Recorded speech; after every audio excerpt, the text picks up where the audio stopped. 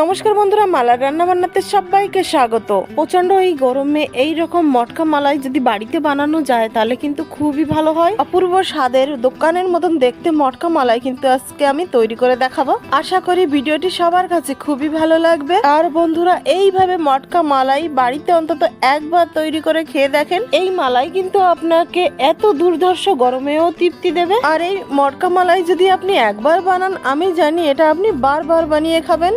এটা বানানো তো খুবই সোজা আর এর স্বাদ যে অপূর্ব। তো চলুন বন্ধুরা, আজকে এই মটকা মালাইয়ের রেসিপিটা আমরা শুরু করি। তার জন্য আমি সবার প্রথমে নিয়ে নিচ্ছি একটা কড়াইতে আমি 4 চামচ চিনি দিয়ে দিলাম। চিনির পরিমাণটা কিন্তু আরেকটু বাড়িয়েও দিতে পারেন। এখানে আমি চিনিটা 4 চামচ দিয়েছি কারণ মিষ্টিটা আমি একটু কম খাই। মালাইয়ের ঠিকঠাক স্বাদ পেতে হলে 2 চামচ চিনি কিন্তু বাড়িয়ে দিতে পারেন, কোনো সমস্যা নেই।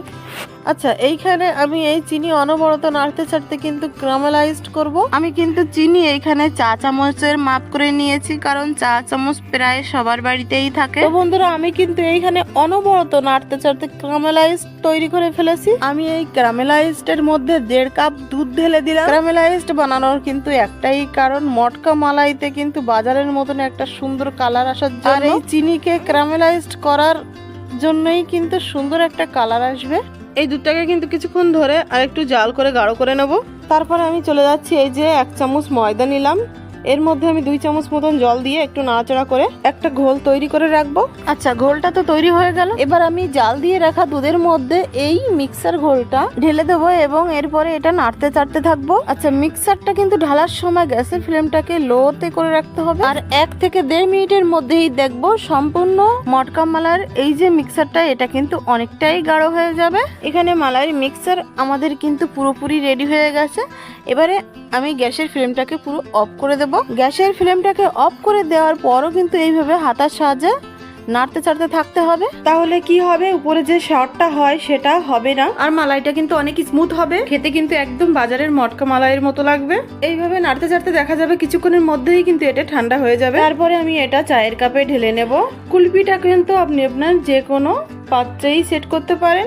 আমি মালাইটা 2 চায়ের কাপে জমাবো। আর এইভাবে কুলপির ব্যাটারটা আমি 2 কাপেই ভরে দেবো। তারপরে মুখে আমি একটা পেপার দিয়ে গার্ডার দিয়ে ভালো করে আটকে দেবো। 6 ঘন্টা ডিপ ফ্রিজে রেখে দিতে হবে জমানোর জন্য। 6 ঘন্টা পরে ফ্রিজ থেকে বের করে ফিরে আসলাম। কাপের মুখ থেকে পেপারটা সরিয়ে এইভাবে কাপের সাইড দিকে আমি একটু হাতে রাব করে নেব।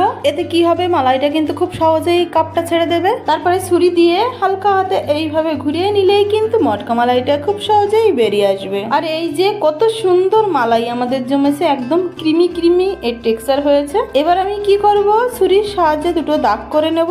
মালাইয়ের কাঠির জন্য আমি আগে থেকে বাঁশ কেটে বাড়িতে এরকম কাঠি তৈরি করে রেখেছিলাম। এবার আমি 4টে করে কাঠি একটা মালাইয়ের মধ্যে এইরকম ভাবে ঢুকিয়ে দেবো, কারণ মালাইটা 4 টুকরো করবো তো তাই। আর কি সুন্দর কাটছে, দেখেই বোঝা যাচ্ছে মটকা মালাইটা খুব ক্রিমি হয়েছে। আর এটা কিন্তু অনেক স্বাদের মটকা মালাই হয়েছিল।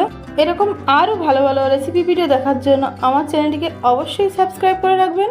আমি ফিরে আসছি আরো একটা দুর্দান্ত রেসিপি ভিডিওর সাথে। ততক্ষণ ভালো থাকবেন, সুস্থ থাকবেন।